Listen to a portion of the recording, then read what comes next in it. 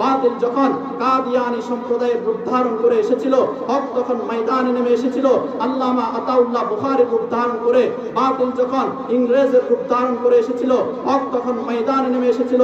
শাহ আব্দুল আজিজ মুহাদ্দিস দেহলভির রূপ ধারণ করে বাতিল যখন ময়দানে নেমে এসেছিল, বাতিল যখন ময়দানে নেমে এসেছিল, বাতিল যখন ভাস্কর্যের রূপ নিয়ে ময়দানে নেমে এসেছিল, হক তখন আল্লামা মামুনুল হকের রূপ নিয়ে ময়দানে নেমেছিল।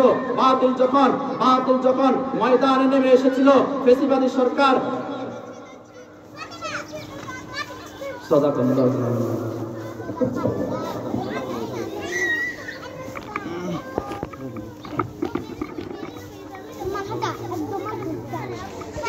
আসসালামু আলাইকুম ওয়া রাহমাতুল্লাহি ওয়া বারাকাতুহু। আলহামদুলিল্লাহি ওয়া কাফা ওয়া সালামুন আলা ইবাদিহিল্লাযীনা ইসতাফা। আম্মা বা'দু ফাআউযু বিল্লাহি মিনাশ শাইতানির রাজীম। বিসমিল্লাহির রাহমানির রাহিম। আর-রাহমানু 'আল্লামাল কুরআন খালাকাল ইনসান।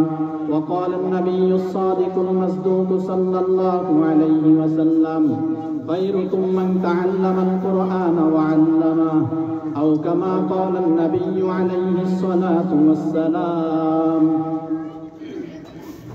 আলহামদুলিল্লাহ, মহান আল্লাহ তাআলার দরবারে লাখ কোটি শুকর ও সুজুদ, যে মহান আল্লাহ তাআলা আমাদেরকে অত্যন্ত দয়া মায়া করে মুহাব্বত করে ভালোবেসে আজকের এই পবিত্র মহতি জলসা ছাগলনাইয়া সিরাজুল উলুম মাদ্রাসা কর্তৃক আয়োজিত বার্ষিক ওয়াজ মাহফিলে আসার এবং বসার, কিছু কথা শোনার, কিছু কথা বলার তৌফিক দান করেছেন।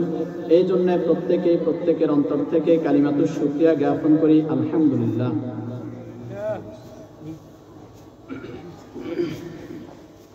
আসলে সময় একেবারে সংক্ষিপ্ত।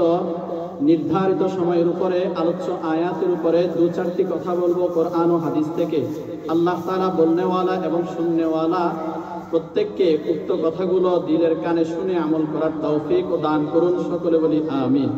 আমি যে আয়াতে কারিমা তিলাওয়াত করেছি সূরা রহমানের প্রথম 3 আয়াত, ওই 3 আয়াতের মধ্যে প্রথম আয়াতের মধ্যে আল্লাহ তাআলা বলেন আর রহমান, আমি আল্লাহ তাআলা রহমান, দয়াবান।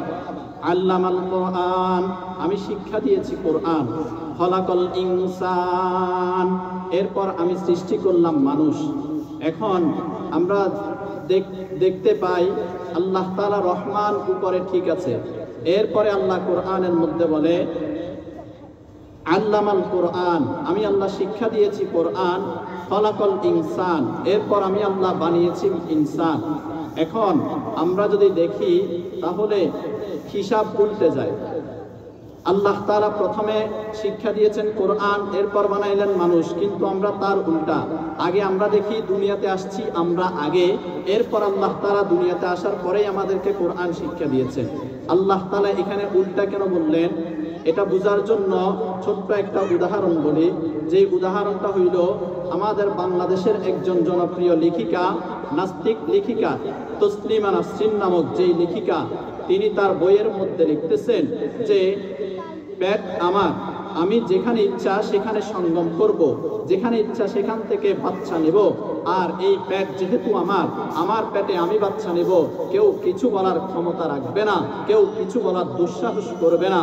আমি আপনাদের সবাইকে বলতে চাই, আমার প্রশ্ন আপনাদের উত্তর, যেখানে সেখানে সঙ্গম করা এটা মানুষের স্বভাব না, কুকুরের স্বভাব। অবশ্যই কুকুরের স্বভাব, মানুষের স্বভাব হতে পারে না যেখানে সেখানে সঙ্গম করা, যেখানে সেখানে গিয়ে রাত কাটানো, যেখান থেকে বাচ্চা নেয়া, এটা কুকুরের স্বভাব। তসলিমা নাসরিন এই কথাটা বলার দুঃসাহস কোথায় পেল? ওই বান্দে কোরআনের শিক্ষায় শিক্ষিত না হওয়ার কারণে। এই জন্যে আল্লাহ বলেন আমি রহমান, উপরে ঠিকই আছি। আল্লামাল কুরআন, তারপরে শিক্ষা দিয়েছি কোরআন। খলাকাল ইনসান, তারপর বানিয়েছি ইনসান। এটা আমাদের তখন বুঝে আসে যখন তসলিমা নাসরিনের মতো নাস্তিকের এই কথাটা, এই উক্তিটা আমাদের কানে লাগে। আমি এখান থেকে এই সিরাজুল উলুম ছাগলনাইয়া মাদ্রাসার এই মঞ্চ থেকে বলতে চাই যে কোরআন যারাই শিখবে তারাই প্রকৃতপক্ষে মানুষের মতো মানুষ হবে।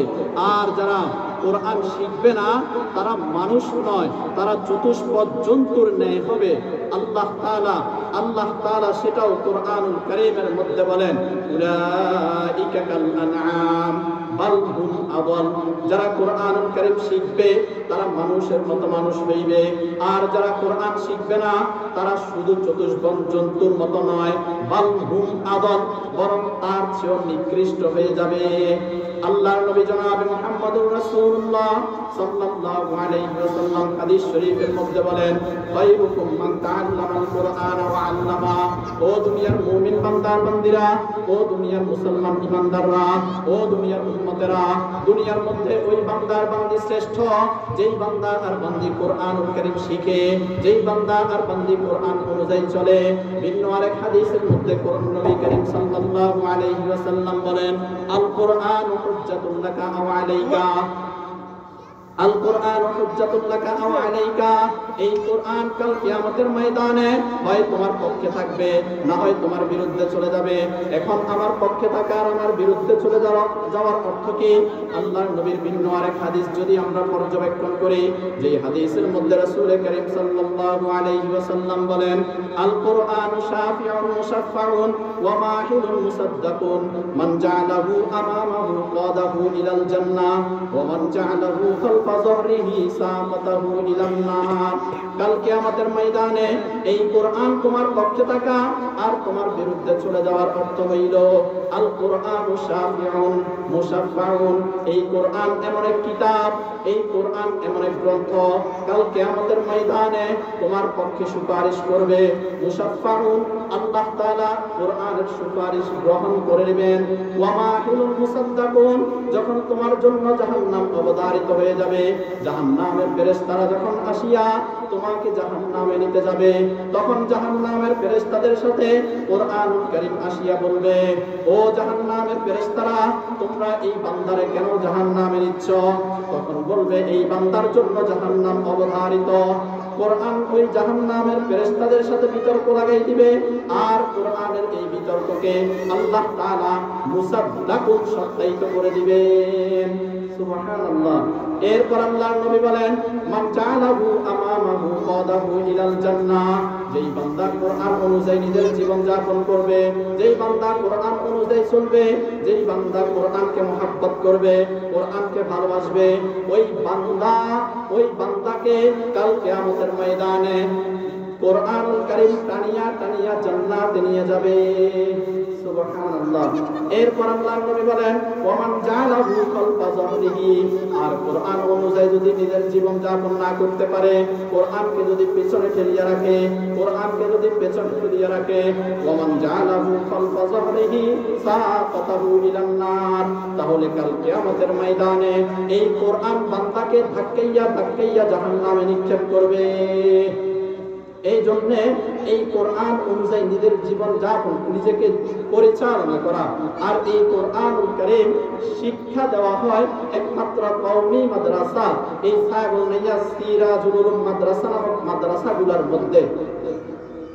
আওয়াজ মনে হয় বেশি হচ্ছে, অতিরিক্ত বেশি হচ্ছে। এই জন্য ঠিক আছে, এই জন্য কোরআনুল কারীম যে সমস্ত মাদারিসগুলোর মধ্যে শিক্ষা দেওয়া হয়, এই জন্য আমরা ওই সমস্ত মাদারিসগুলোর সাথে তাআল্লুক রাখা, উলামায়ে কেরামের সাথে তাআল্লুক রাখা। বর্তমান সময় তো এমন সময় পার করতেছি, চতুর্দিক থেকে, দুনিয়ার চতুর্দিক থেকে এখন আওয়াজ উঠতেছে যে ইসলাম কি থাকবে কি থাকবে না, কোরআন থাকবে কি থাকবে না। কোরআনকে ধূলিসাৎ করার জন্য, কোরআনকে মুছে ফেলার জন্য, কোরআনের আইন অনুযায়ী দেশ পরিচালনা না করানোর জন্য, কোরআন থেকে মানুষদেরকে বিচ্ছিন্ন করার জন্য, আলেম ওলামা থেকে মানুষদেরকে বিচ্ছিন্ন করার জন্য, মাদ্রাসা থেকে মানুষদেরকে বিচ্ছিন্ন করার জন্য, বিমুখ করার জন্য বর্তমানে নাস্তিকবাদীরা, হিন্দুত্ববাদীরা, বিধর্মীরা পায়তারা চালাইতেছে। আমি ছাগলনাইয়া সিরাজুল উলুম মাদ্রাসার ময়দান থেকে যেহেতু শহর কেন্দ্রিক মাদ্রাসা। এখান থেকে সুস্পষ্ট ভাষায় বলতে চাই, যে সমস্ত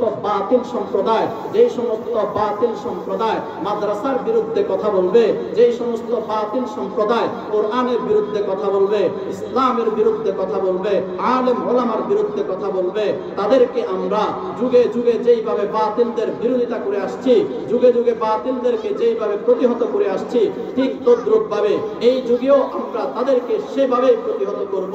মুসলমান ইতিহাস ভুলে গেলে চলবে না, মুসলমানদের ইতিহাস ভুলে গেলে চলবে না। আমরা ইতিহাস পর্যবেক্ষণ করলে দেখতে পাই যে বাতিল যখন যেই রূপে আসছে, হক তখন তাদেরকে সেই রূপেই প্রতিহত করেছে। বাতিল যখন কাবিলের রূপ ধারণ করে এসেছিল, হক তখন ময়দানে নেমে এসেছিল কাবিলের রূপ ধারণ করে। বাতিল যখন ময়দানে এসেছিল নমরুদের রূপ ধারণ করে, হক তখন এসেছিল ইব্রাহিম খলিলুল্লাহর রূপ ধারণ করে। বাতিল যখন ময়দানে এসেছিল ফিরআউনের রূপ ধারণ করে, হক তখন এসেছিল মুসা কালিমুল্লাহর রূপ ধারণ করে। বাতিল যখন এসেছিল বাতিল যখন এসেছিল বনি ইসরাইলের রূপ ধারণ করে, হক তখন এসেছিল ঈসা রূহুল্লাহর রূপ ধারণ করে। বাতিল যখন এসেছিল আবু জাহেল, আবু লাহাব, উতবা, শাইবা, কুফফার মক্কার মতো রূপ ধারণ করে, তখন হক এসেছিল জনাবে মুহাম্মদুর রাসূলুল্লাহ সাল্লাল্লাহু আলাইহি ওয়াসাল্লামের রূপ ধারণ করে। বাতিল যখন এসেছিল মুসাইলামাতুল কাজ্জাবের রূপ ধারণ করে, হক এসেছে সিদ্দিক আকবর হযরত আবু বকর সিদ্দিক রাদিয়াল্লাহু তাআলা আনহুর রূপ ধারণ করে। বাতিল যখন এসেছিল হাজ্জাজ বিন ইউসুফের রূপ ধারণ করে, হক তখন এসেছে আব্দুল্লাহ বিন জুবাইরের রূপ ধারণ করে। বাতিল যখন এসেছিল খলিফা মনসুরের রূপ ধারণ করে, হক এসেছে ইমামে আযম আমাদের ইমাম আবু হানিফার রূপ ধারণ করে। বাতিল যখন এসেছে খলিফা মুতাসিমের রূপ ধারণ করে, হক এসেছে জামানার ইমাম আহমদ ইবনে হাম্বলের রূপ ধারণ করে। বাতিল যখন এসেছে বাতিল যখন তাতারীদের রূপ ধারণ করে এসেছে, হক এসেছিল শাইখুল ইসলাম ইবনে তাইমিয়ার রূপ ধারণ করে। বাতিল যখন এসেছিল শাহ আল-জুতির রূপ ধারণ করে, হক তখন ময়দানে নেমে এসেছে ইমামে গাজালির রূপ ধারণ করে। বাতিল যখন ময়দানে নেমে এসেছিল, বাতিল যখন সম্রাট আকবর দ্বীনে ইলাহির রূপ ধারণ করে এসেছিল, হক তখন ময়দানে নেমে এসেছিল মুজাদ্দিদে আল-ফিসানি আহমদ সরহিন্দের রূপ ধারণ করে।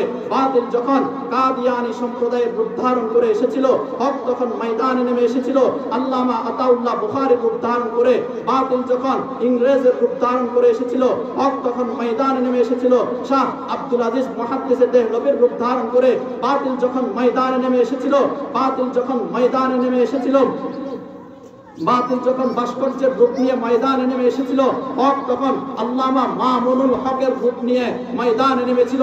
বাতিল যখন ময়দানে নেমে এসেছিল ফেসিবাদী সরকার সাদাকাল্লাহু